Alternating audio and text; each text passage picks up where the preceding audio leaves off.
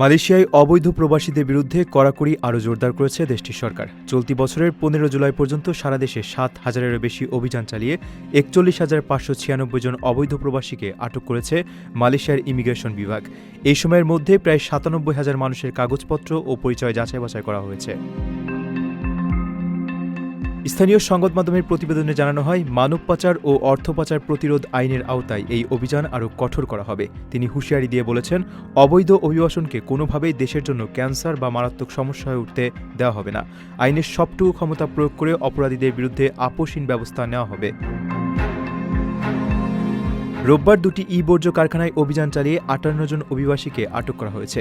Immigration, শ্রম ও পরিবেশ বিভাগের সমন্বিত এই অভিযানে দেখা যায়, কারখানাগুলোতে সিসিটিভি ক্যামেরা বসিয়ে আইনশৃঙ্খলা বাহিনীর নজরদারি এড়ানোর কৌশল নেওয়া হয়েছিল। আটকদের কাছে তাৎক্ষণিকভাবে কোনো বৈধ কাগজপত্র পাওয়া যায়নি, তবে নিয়োগকর্তাদের মাধ্যমে তাদের বৈধতা যাচাইয়ের কাজ চলছে বলে জানিয়েছে ইমিগ্রেশন বিভাগ। নিজের একটি স্বপ্নের ফ্ল্যাট এখন আর স্বপ্ন নয়। প্রবাসীর সিটিতে শুরু হয়েছে ৬ বছর মেয়াদী সহজ কিস্তিতে ফ্ল্যাট কেনার দারুণ সুযোগ। এক ঠিকানায় আধুনিক জীবনযাপনের সব সুবিধা, নিরাপদ, পরিকল্পিত ও বিদেশের মতো স্মার্ট পরিবেশ। আজই বুকিং করুন আপনার পছন্দের ফ্ল্যাট আর গড়ে তুলুন নিজের স্থায়ী ঠিকানা। বিস্তারিত জানতে কল করুন স্ক্রিনে দেয়া নাম্বারে।